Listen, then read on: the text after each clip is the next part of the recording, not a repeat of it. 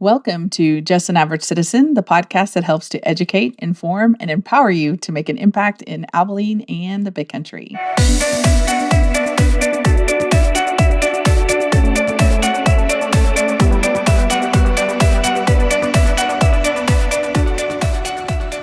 Thank you so much for joining me. Happy New Year. I hope you had a great holiday season, celebrating Christmas and all the fun festivities that go along with this. And I always love it when Christmas and Hanukkah fall in together because I love getting to light the lights because, we have a special connection with the Jewish people and we just love their hearts and love getting connected with them through Hanukkah and celebrating with the lights and eating the yummy treats cooked in oil. And so it is so important and helpful if you would subscribe and share to this podcast so that other people can know about what's going on and help, boost the algorithm so that people who are looking to find ways to be more informed about what's going on in Abilene and the Big Country, that you can connect and hear what you're probably not going to hear anywhere else. And so this has been a really fun journey. It has taken me places I never thought I would go. It has opened doors that I was not expecting it to open. I just knew that back when I started trying to figure out things, I knew that it had to be simpler than what it was.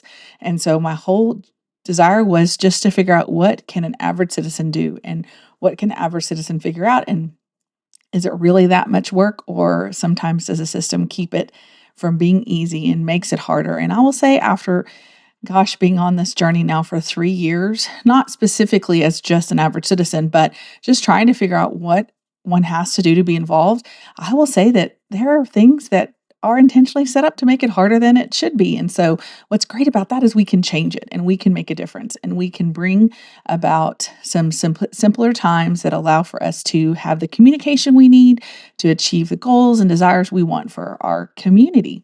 And so that gives me hope.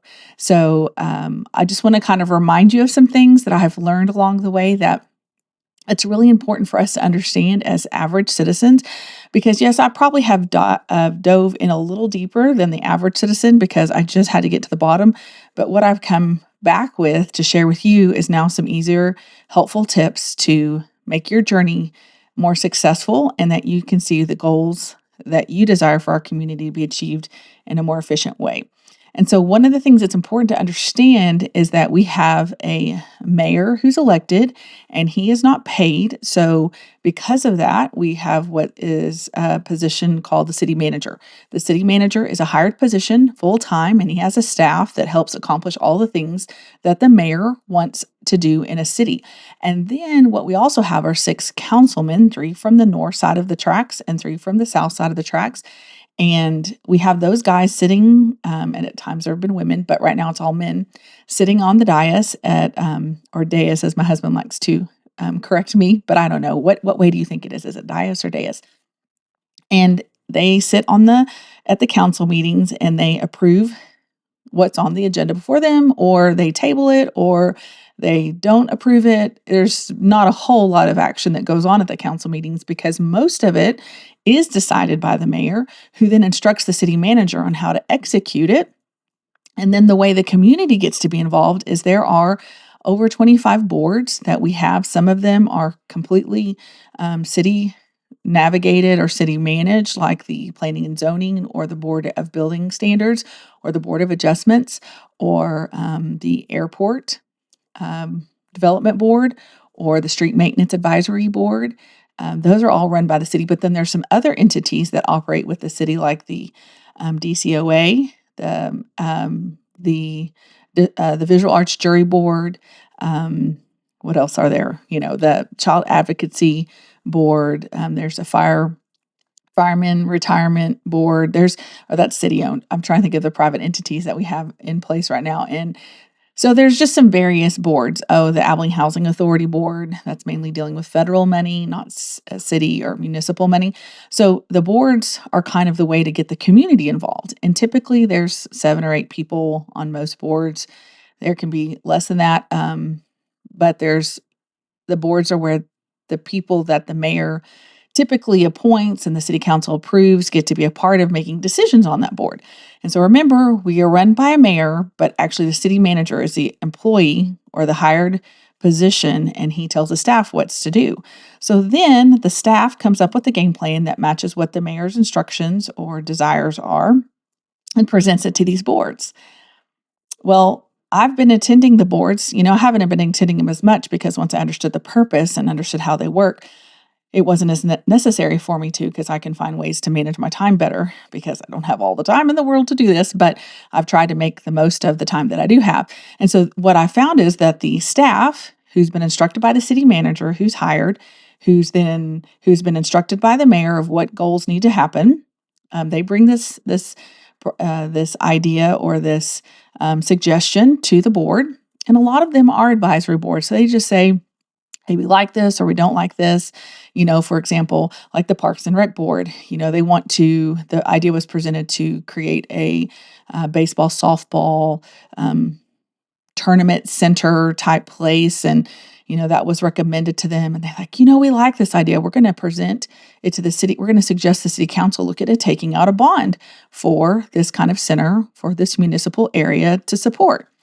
And so they're I guess they're not an advisory board. That was a bad example, but they suggested to the council, and I'm not sure when that's going to come before the council, but it's important to know that they've approved it. And now the council will have the decision to take out a bond or pursue bond opportunities or to actually let the private industry support and create and provide that resource to our community. And so once it goes through the board, because the mayor has told the city manager has told the staff has directed the boards then suggest and approve things to the city council. And then when the city council gets it, most of the time they say, wow, well, since this board approved it, we're going to approve it too. And so for the most part, I think that it works.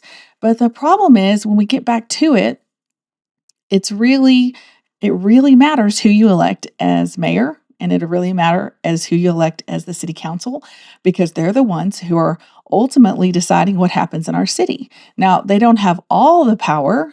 One person has one vote and they need a majority of 4 to approve anything. But I'm thankful for councilmen like Blaze Reagan, who have begun starting to do more discussions during the council so that we can understand what's going on. Because I remember Shane Price had mentioned that he appreciated, I can't remember if it was to Tim Littlejohn or Don Green, he said, I appreciate you answering my questions out of the email I sent you. And I was thinking, wow, what were those questions? It would be great if you would tell us these questions so that we as citizens can know what discussions are being had behind closed doors. Now, can we ask for a private information request? We sure can. But the problem with that is we have to know all the exact details because it's not super easy to ask that information. And sometimes the staff is helpful. They've been more helpful in the past recently to me when I ask questions, and that's good. But the problem is it matters who our mayor is because our mayor sets the pace for our entire city.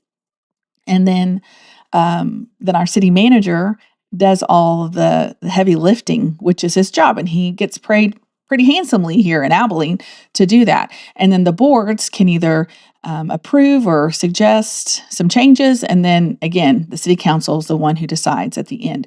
But I have found most often, I would dare say 95% of the times, whatever the staff recommends, the city council and the board have already approved. So it matters who we vote on and who we elect. Now, we can't elect another mayor until next spring. I think that's right. Or maybe in one more year. He has a 3-year term. And I believe, this will be his May will be his second term. So he'll have one more year and then we'll have an opportunity to stick with the same course we have or look at some different options. Now, the problem with that is we have to have people who understand enough about what's going on in our city to actually recognize that there are many qualified citizens who are very, very capable of being a city council member. And the more we can get more citizens involved, then I think we're going to really raise the standard of living in Abilene, because there is something to be said about competition and pressure from people who are challenging you to do better and to respond more appropriately and to respond more fiscally responsibly. Like, all these things are really good, but right now we don't have a lot of people engaged and involved in running even for a simple position of city council. So back to the reason why I tell you all this is because there's a lot of stuff that happens behind closed doors that we don't get to be a part of. And so it's hard because we have to know that we can trust those who are running the show, who are doing all the things that they are trying to do, and making hard decisions. And I know right now it's really tough because we are in a really with high inflation. There's a lot of things that are kind of beyond our control. But even in these times, what I have found is that there's not a lot of tightening of the belt, which I would appreciate as a citizen seeing, so that I can know that those who are running the show are doing all they can to make sure we as the taxpayers are not having to pay for extra stuff. And so I've learned a lot, and I want to educate and empower you to know, educate and inform, empower you to know how to make an impact. And part of that is understanding the process. So if you see something on a city council meeting that you don't like, or you're concerned about, or you want more information about, you're really at the end of the game. You really need to hear about it when it's presented to one of these boards, because these boards are where a lot of these ideas come out into the open and into the public. And so, for example, like the master plan at Fort Phantom. Now that's been in the works for like let's see, I'm probably back in 2019 or around there. So probably 4 or 5 years, this has been in the works, but it just recently came to the Parks and Rec Board, again in a new form as a master plan. And so when it came there, I made sure to go and say, "Hey, what's this master plan? I see it's coming." And the mayor was like, "No, no, no." At the city council, he's like, "Don't worry about it. It's just a plan. It's not necessarily. It's just a design. We're not doing anything yet." But as I've seen time and time again, these plans don't come to the public until they're almost guaranteed to be what takes place. And that's why we have to pay attention, because right now we are watching some of the things go down that will affect us in 2 to 3 years. And a lot of times, by the time it gets to that place, like for example, with the Storybook Gardens, by the time these sculptures come to our attention of what's going in our public property as a sculpture, the citizens have been pretty much not given a chance to have a say. And now they say we can speak at city council and tell them our thoughts. But that's like sitting down at a restaurant and saying, "I'd like to order." And they're like bringing your food, and they're like, "You can decide what you want to eat, but there's your food." Like, you can't undo some of this process. And I know that they've talked about, even at this last council meeting, how they're changing some of that to make it where the city council has more of a say earlier in the process. But what I found this year is that was never made an option to the public. The public was still behind the 8 ball waiting to decide on something that had already been decided. So it's splitting hairs, and it gets really confusing, and most people don't have the capacity to listen to it. And you're probably like rolling your eyes going, "Tammy, I really don't even want to know about this at this point." So I'm going to move on, but I just want you to understand, while it doesn't seem like we know a lot, there are ways to figure out what is going on and to have a little bit of heads up. The secondary problem we have that's harder than even that first problem of knowing what's going on is, how do you communicate that? And that's why I started this podcast, was to help communicate what is going on in real time, so that by the time some movement happens in a way that we want it to go or don't want it to go, we can be informed, educated, empowered, and know how to act. And so I'm going to breeze through this. I really didn't want to spend that much time, even though I think these are important key components to understand when moving forward and what is happening in the city. The last city council meeting, we've tried to actually start doing recaps of the city council meeting.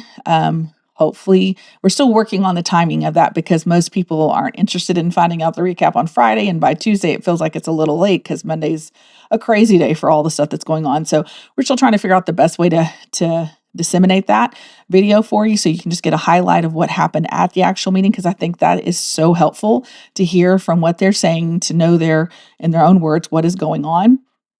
Because most of us don't have that much time to spend. This last meeting took forever. I finally quit about 11:30, which the meeting started at 8:30. We quit at 11:30 because it was like going on forever, and I don't think it finished till after 12.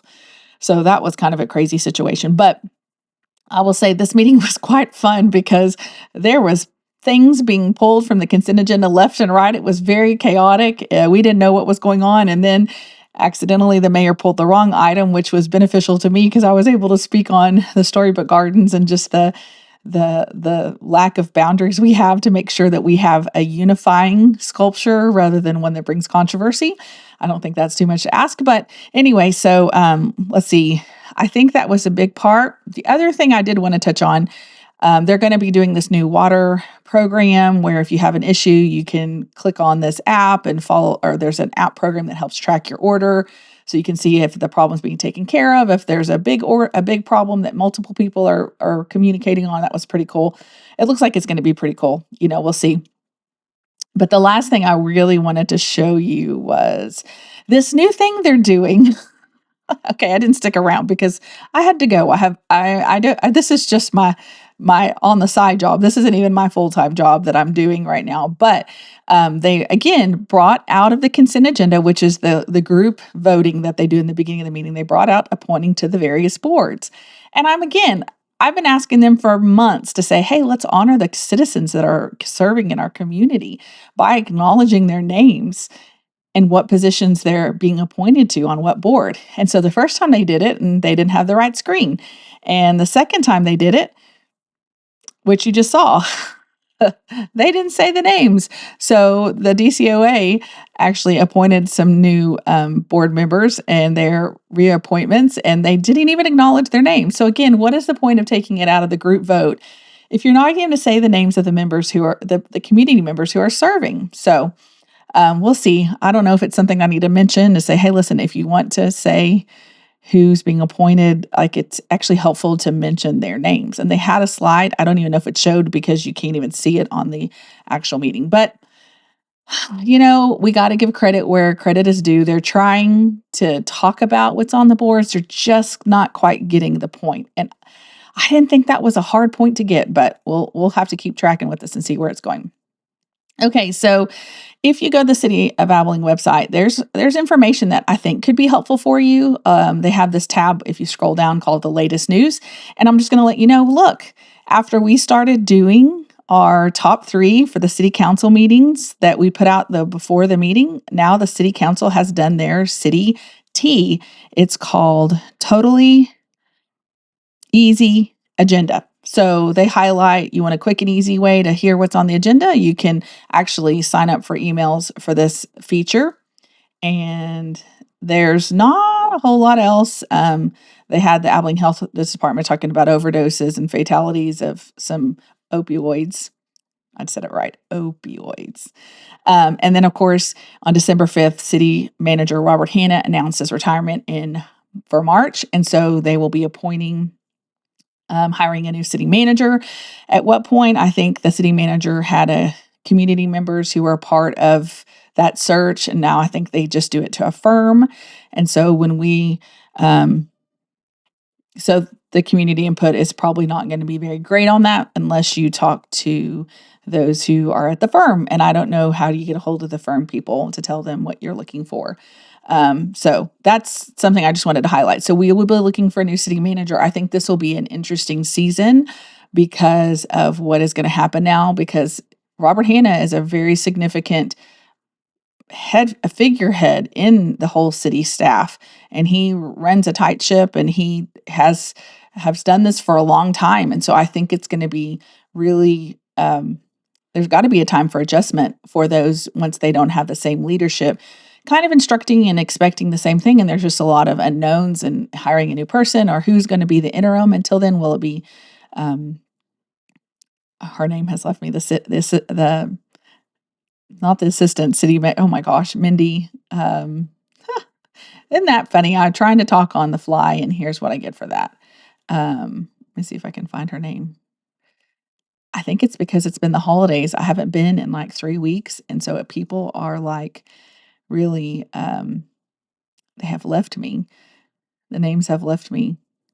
Yeah, I don't even see the city attorney, the city secretary, human resources.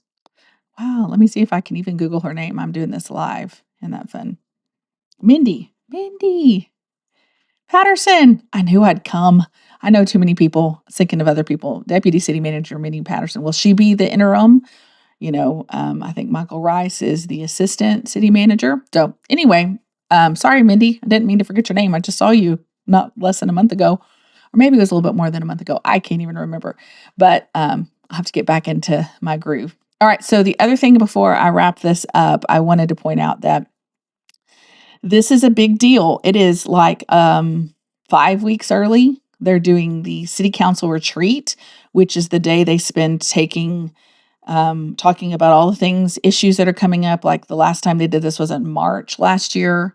And they mentioned how the state they just found out that the state was requiring them to pay back taxes that were reclaimed, I guess, in a settlement with the state of Texas. And I think they talked about plans for they talked about like things like the municipal golf courses. This is where they talk about really a lot of stuff. The problem is they can mention it once here and then you don't know what happens with it and track with it. And so, like for example, the municipal golf course for the city loses money every year in the tune of like $130,000. And yet they talked about what I say I was probably the only non-citizen or non-staff or councilman in the room. With the exception of people who came to talk on a specific thing. But, how are they going to help offset that negative? Is it a negative revenue? I can't even think of how to say that right now. But like, how do they fix that? How do they increase fees? What's going on? Is it worth staying under the city's management and all those things? So I'm trying to think of things that happened last year. All I know is it went from 8:30 to probably 3:00, and my hand hurt because I took copious notes because it is a long day, a lot of information. And so maybe we can do a live stream on that or something like that because I do think it's important to watch. However, the city records it, so it's not like we're presenting anything special, but it was a lot earlier than last year. Last year was in March. I believe the year before maybe was in February. I can't remember, but it's on a Friday afternoon. So if you can join me, come along. We'll find out a lot of good things. All right. And so I'm wrapping up. I tried to do a quick podcast. It's funny. I was like, I don't even know what I was going to talk about because it's been so long and I'm kind of out of my element here. But I think it's important to know what's going on. And so I did want to let you know that there's a group that's going to be hosting a town hall on January 27th. And the problem is there's no place for feedback. There's no place for communication. City council meetings are held in the mornings. There's no time to get together and have a time where people can speak freely and just talk about what really matters to them. And so this town hall is going to happen on Monday, January 27th at the 201 Mesquite Event Center. It'll last about 6 to 8. There's going to be question and answers. So if you have a question or you have something you want to discuss about some things going on in the city, things that matter to you, and you're not really sure who to talk to, this is not put on by the city. It is put on by people who want to help make our community better. And one of the things we can do is by hosting an event where people can come and give opportunity to say what's on their mind, right? Have the mic and be able to say, this is what a concern of mine. This is something I think would be great as an option to make things better.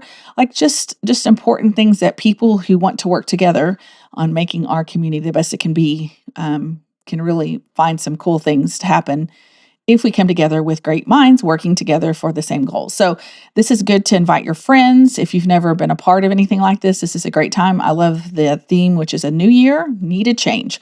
What change do we need in this new year? And what are we going to do to get about it? So it's something that I haven't seen done. And so I'm excited about it. I'm excited to be able to talk with other people who have had important observations because they're living in different parts of our community. So with that being said, make sure you save the date for that and show up and let your friends know about that. And try and spread the word and let us know because obviously what needs to happen is the more people, the better we will actually have for discussion, question and answer, and things like that. And it's being hosted by the Big Country Conservative Coalition. So I think that's something to look forward to. There is a city council meeting on Thursday, and by this time you should have seen a top 3 of what's going on. It's a pretty light meeting except for a couple heavy intricacies that have been going on, which are something to note, but not probably something that we can do a whole lot about necessarily at this point at this stage in the game.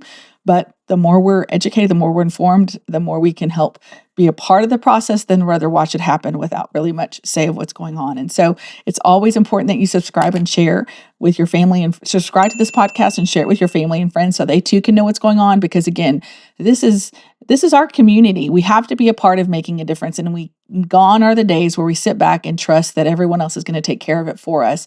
We are now living in a time where it is up to us to make sure we leave our community in a better place than we found it for our children and their children, and so that they can have the best community that they could have, and we can be a part of leaving that to them. So that's what we do here at Just an Average Citizen, is we make sure that the average Joe, the average person, can be involved and have an impact in where God has placed them in their community. And so that includes you, if you're listening, or if you've made this far, that includes you and your neighbor and your family and whoever you can think of that comes to mind, because we all need to join in to do this together to make our community great. So thanks for watching. And I think that wraps it up for this new first episode of the new year. So until next time.